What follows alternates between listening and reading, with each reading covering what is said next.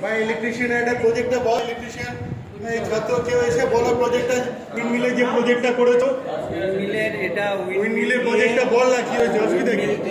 একদম complete project ওটা বল। হ্যাঁ